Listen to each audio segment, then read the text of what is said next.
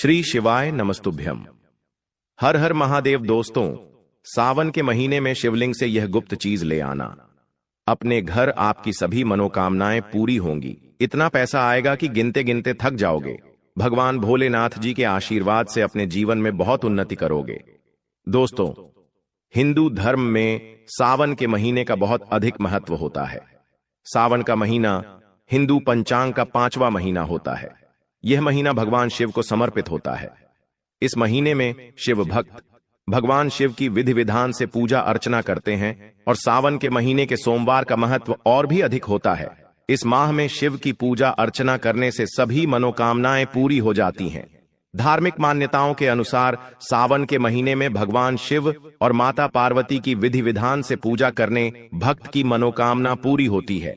इसके साथ ही सावन के सोमवार व्रत रखने से भोलेनाथ की विशेष कृपा प्राप्त होती है। दोस्तों, इस बार 11 जुलाई से सावन की शुरुआत होगी और 9 अगस्त को समाप्त होगा। इस सावन में 4 सोमवारी व्रत होगा।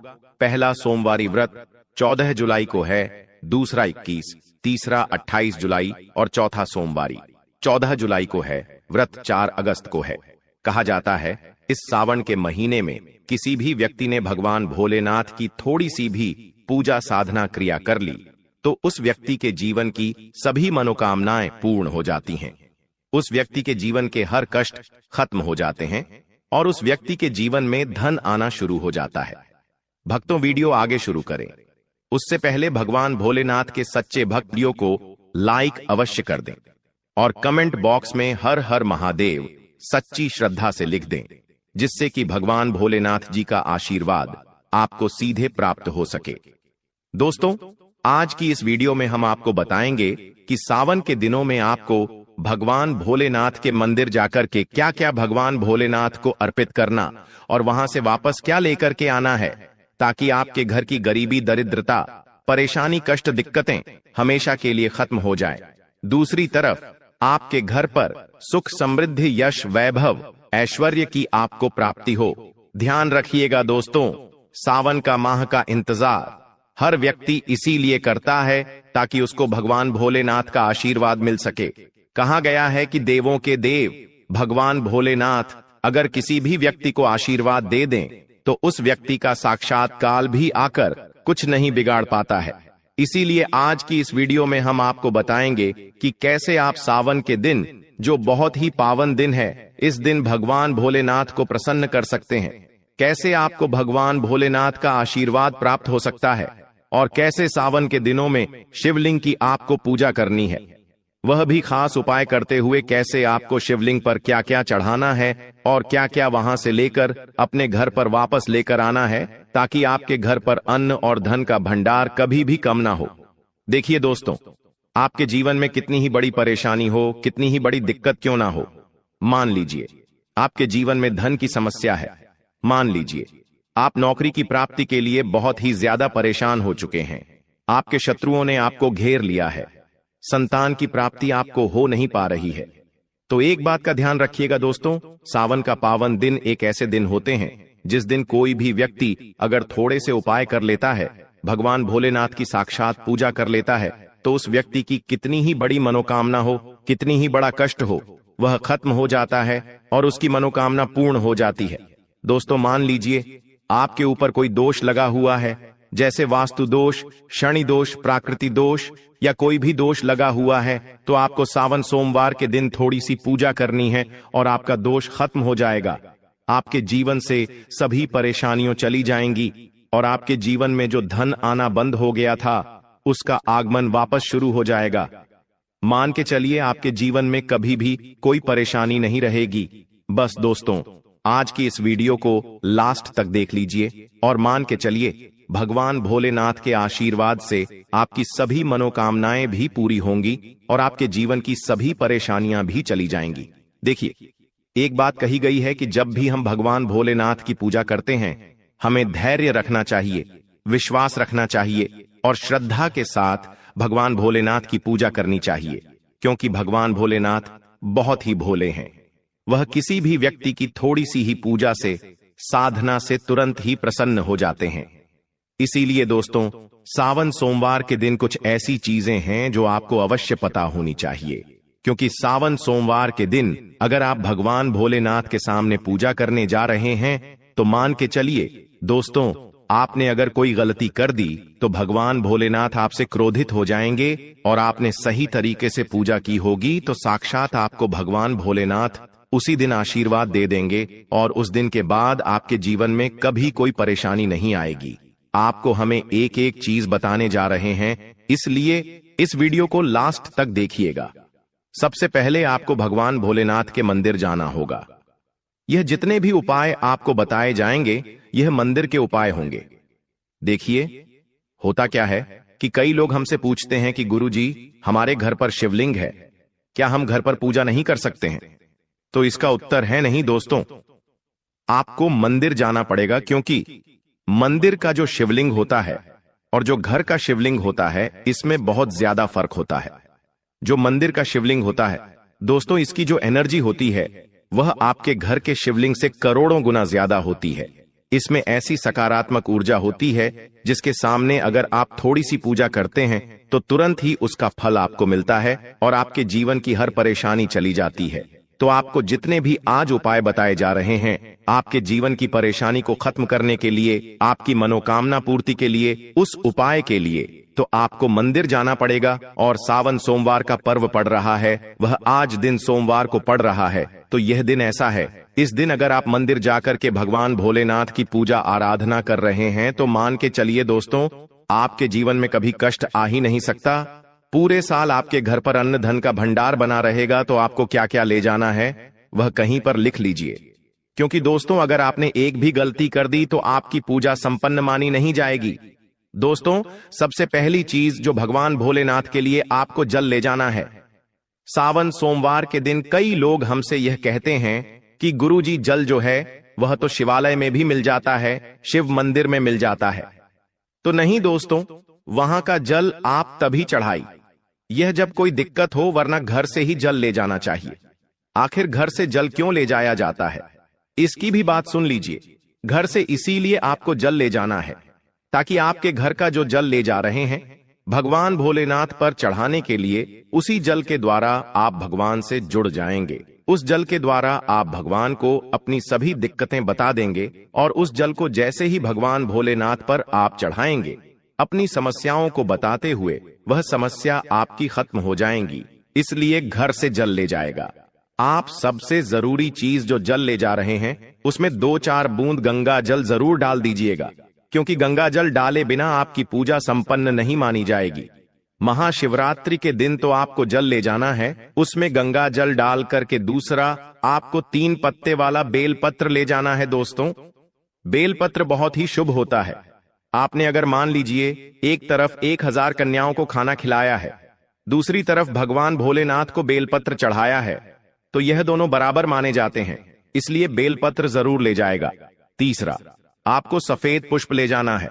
सफेद पुष्प भगवान भोलेनाथ को चढ़ाए जाते हैं, इसीलिए सफेद पुष्प पर भगवान भोलेनाथ के लिए आपको ले जाना है सावन सोमवार के दिन, ताकि भगवान भोलेनाथ का आशीर्वाद आपको मिल जाए, जिसके बाद आपके जीवन के हर परेशानी खत्म हो जाए। दोस्तों, सफेद चंदन ले जाना अनिवार्य होता है सावन सोमवार के दिन।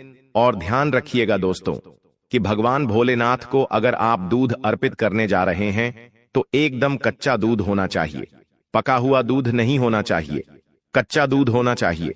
अब आपको और क्या क्या ले जाना है, देखिए, अगर आप चाहते हैं कि आपकी हर मनोकामना पूरी हो तो एक डिब्बा लीजिए, उसमें काली मिर्च भरकर ले जाइए। देखिए, बहुत ध्यान से सुनिए, जितनी आपको बातें बता रहे हैं, एक डिब्बे में काली मिर्च भर के एक लाल कपड़ा लीजिए, उसमें लौन कपूर, इसको मौली धागे से बांध करके आपको अपनी जेब में रख के ले जाना है। सिर्फ इतनी चीज आपको ले जानी है आज के दिन को। अब आपको पूजा कैसे करनी है, चलिए आपको बताते हैं। बहुत ध्यान से लास्ट तक देखिएगा, और जितनी भी चीज आपको बताई जा रही है इन चीजों को आपको ले जाना है और शिवालय से वापस लेकर आना है अपने घर पर, ताकि आपको धन की प्राप्ति हो सके, आपकी कोई भी मनोकामना हो वह पूर्ण हो जाए। भक्तों, आप पहले जाएंगे मंदिर। सबसे पहले आपको इस बात का ध्यान रखना है, मंदिर जाने से पहले ही काले या नीले कपड़े का धारण करके मंदिर न जाएं, वरना भगवान भोलेनाथ का आपको क्रोधित रूप देखना पड़ सकता है। सबसे पहले आपको यह करना है कि पतली धार बनाते हुए जल भगवान भोलेनाथ को अर्पित कर देना। बहुत ध्यान से सुनिएगा भक्तों, पतली धार बनाते हुए भगवान भोलेनाथ को जल आपको अर्पित कर देना है। अब आपको यह करना है दोस्तों कि भगवान भोलेनाथ को चंदन लगाना है। चंदन लगाने के बाद भगवान भोलेनाथ पर 3 पत्ते वाला बेलपत्र रखना है। 3 पत्ते वाला बेलपत्र रखने के बाद आपको भगवान भोलेनाथ पर सफेद पुष्प अर्पित कर देना है। सिर्फ इतना आपको करना है। दूध अगर आप चढ़ाना चाहते हैं तो दूध भी आप चढ़ा सकते हैं। इतना बस आपको करना है। इतना करने के बाद आपको वहां पर खड़े होकर 108 बार, बहुत ध्यान से सुनिएगा, 108 बार आपको ओम नमः शिवाय का जाप करना है। या तो आप 108 बार कर लीजिए या 108 बार कर लीजिए। यह 3 ऐसी चीज है जो आपको करनी है। इतना करना है। अब आपको क्या करना है, एक डिब्बा जो काली मिर्च का आप ले गए हैं, उस काली मिर्च के डिब्बे को आपको शिवालय के जो गिरता हुआ शिवधारा है, जो शिवलिंग से वहां पर पानी गिर रहा है, उसी शिव हरि के पानी से आपको छुआना है और अपनी जेब में वापस रख लेना है। ये जो लाल पोटली आप ले गए हैं बंद करके लन की, इसको भी छुआना है, वापस रख लेना है। अब आपको क्या करना है, जिस लोटे में पानी ले गए थे या जिस लोटे में भी आप दूध ले गए थे, उसमें आपको क्या करना है, आपको जो भगवान भोलेनाथ का पानी वहां पर गिर रहा है, भक्तों ध्यान रखिएगा, शिवलिंग की जो पानी नीचे गिर रहा है, उसी पानी का थोड़ा सा पानी अपने लोटे में ले लेना है। ध्यान रखिएगा, जो आपने लोटे में पानी भरकर ले गए हैं, वह पानी वापस बचाना नहीं है, वह तो पूरा आपको भगवान भोलेनाथ को अर्पित कर देना। जो शिवलिंग से पानी गिर रहा है, उस पानी को आपको अपने लोटे में वापस ले लेना है। भक्तों मान लीजिए, आप यह सोच रहे होंगे कि कई लोग वहां पर पानी चढ़ा रहे हैं, तो इस बात की आप चिंता ना करें, क्योंकि भगवान भोलेनाथ के शिवलिंग पर जब भी पानी चढ़ाया जाता है, वह अमृत बन जाता है। कहा जाता है कई देवी देवता शिवलिंग के पास अदृश्य रूप में खड़े होते हैं, ताकि शिवलिंग से गिर रहा पानी वह धारण कर सके। इतना पवित्र होता है शिवलिंग से गिरता हुआ पानी। तो शिवलिंग से गिरता हुआ पानी को आपको अपने लोटे में ले लेना, सिर्फ थोड़ी सी बूंदे ले लेनी है। अब आपको क्या करना है, आपको घर वापस आना है जो आपने लोटे में पानी लिया है। भक्तों, इसको घर पर आते ही घर के लोग जो है आपके उनके ऊपर थोड़ा थोड़ा पानी छिड़क देना है। घर के हर कोने में पानी छिड़क देना है। घर के मुख्य द्वार पर पानी छिड़क दें। न सिर्फ इतना आपको करना है, इतना आपने कर दिया। अब मान लीजिए पूरे साल आपके घर पर नकारात्मक शक्तियां नहीं आ पाएंगी। आपके घर पर कोई काला जादू, काली विद्या करवाने की कोशिश करेगा तो वह आपके घर पर नहीं कर पाएंगे। इससे आपके घर से नकारात्मक शक्तियां चली जाएंगी और सकारात्मक ऊर्जा आ जाएगी। यह जो अब काली मिर्च का भगवान भोलेनाथ जी के शिवलिंग से छुआ कर लाए हैं, इसको पूजा घर में रखें। ये जो काली मिर्च का डब्बा है आपके पास, इसे कभी भी आप किसी शुभ कार्य के लिए निकले, जैसे मान लीजिए आप बिजनेस मीटिंग के लिए जा रहे हैं, नौकरी की प्राप्ति के लिए जा रहे हैं, काली मिर्च घर के मुख्य द्वार से पहले रख के उसको कुचलते हुए निकालिए। मान के चलिए आपके काम में जो भी बाधा आने वाली होंगी, वह बाधाएं भगवान भोलेनाथ के आशीर्वाद से अपने आप हैं हट जाएंगी और आप जिस कार्य के लिए भी जाएंगे उस कार्य में आपको सफलता मिलेगी। दोस्तों, भगवान भोलेनाथ का यहां पर आपको साक्षात आशीर्वाद मिलेगा सावन सोमवार के दिन, और आपके जीवन से हर परेशानी चली जाएगी। सावन सोमवार की रात आप अपनी सभी प्रकार के बुरी अनिष्ट शक्तियों से छुटकारा पा सकते हैं। जो लोग भोलेनाथ माता पार्वती की पूजा करना चाहते हैं, वो इस दिन अपने घर पर पारद का शिवलिंग रख लीजिए। अभिमंत्रित होना चाहिए। जो भी शिवलिंग आप रखें, अच्छे से उनको मंत्रों द्वारा भी अभिमंत्रित करके रखें। स्फटिक हो, नर्मदेश्वर शिवलिंग हो, कोई भी रखिए, अच्छे से उनको भोलेनाथ को अपने घर पर ही पूजन कीजिए। एक लोटा जल चढ़ाकर, क्योंकि मंदिरों में बहुत भीड़ भाड़ होती है और सावन सोमवार पर यही भीड़ का नजारा बहुत ही खूबसूरत लगता है। कोने कोने में शिव भक्त है। अगर आप मंदिर में नहीं जा सके या ठीक से जल नहीं चढ़ा पाए, तो घर में ही शांति से आप पूजन करें। गन्ने का रस हुआ, पंचामृत हुआ, इससे आप इस दिन भोलेनाथ का अभिषेक कीजिए। दूध, दही, घी, शहद, शक्कर, पंचामृत बनाकर के अभिषेक कीजिए। दोस्तों, फिर भोलेनाथ का श्रृंगार कीजिए। चंदन चढ़ाई, अक्षत चढ़ाई, जनेऊ अर्पित कीजिए, थोड़ा सा चंदन का इत्र, क्योंकि चंदन का इत्र विशेष रूप से शिव शंभू को बहुत प्रिय है, तो वह आप अर्पित कीजिए। उनके पसंदीदा पुष्प चढ़ाए, आंकड़े की माला से उनका श्रृंगार कीजिए। दोस्तों, कनेर के सफेद पुष्प चढ़ाए, कमल हुए, गुलाब हुए, बेल हुए, यह फूल उनको बहुत प्रिय है, यह अर्पित करें और 5 बेलपत्र अवश्य चढ़ाएं। आप इस दिन चाहे तो या जो आपके पास बेलपत्र है उसी पर आप श्री श्री लिख के या ओम नमः शिवाय या राम राम लिख के अर्पित कीजिए। जो चिकना भाग होता है उस पर लिखिए और यह सीधा शिवलिंग पर अर्पित हो। इस प्रकार से आपको बेलपत्र चढ़ाने चाहिए। दोस्तों, आप विशेषकर इस बात का ध्यान रखें कि कटे फटे बेलपत्र ना हो। जो व्यक्ति अधूरी चीज भगवान को अर्पित करता है तो उसे भी कटे फटे पत्तों की तरह ही कटा फटा फल ही प्राप्त होता है। इसीलिए कभी भी अपूर्ण सामग्री अर्पित ना करें। दोस्तों, कहते हैं कि जब भोलेनाथ ने गले में विष धारण किया था तो आदिशक्ति मां के कहने पर देवताओं ने भगवान शिव के सिर पर भांग, धतूरा, बेलपत्र आदि रखा और निरंतर जल अभिषेक किया था, जिसकी वजह से उनके मस्तिष्क का ताप कम हुआ था और उस समय से ही भोलेनाथ को भांग धतूरा चढ़ाया जाता है। और यह बात भोलेनाथ के भक्तों में बहुत कम लोगों को ही पता है कि इसी कारण शिवलिंग पर भांग मांग धतूरा चढ़ाया जाता है। दोस्तों, अगर आपके घर में शिवलिंग है तो आज के दिन आप चाहे तो शिव जी का त्रिशूल हुआ, डमरू हुआ, यह भी आप उनको अर्पित कर सकते हैं। शिव के डमरू की दमदम की ध्वनि मंगल गुरु से संबंधित होती है, क्योंकि चंद्रमा उनके मस्तक पर विराजमान होकर अपनी क्रांति से अनंत आकाश में जटाधारी महामृत्युंजय को प्रसन्न करता है और बुध आदि ग्रह है इसमें संभव से सहायक होते हैं। तो यह आज के दिन डमरू अर्पित करें। भोले बाबा का डमरू आप धारण भी कर सकते हैं। अभिमंत्रित करके आप अपने शरीर पर छोटा सा चांदी का डमरू धारण करें। भक्तों, अगर आपको यह ज्ञानवर्धक टेल्स चैनल के माध्यम से प्राचीन जानकारी अच्छी लगी हो तो वीडियो को लाइक कर दीजिए और कमेंट बॉक्स में सबसे दिल से हर हर महादेव लिख दीजिए। धन्यवाद।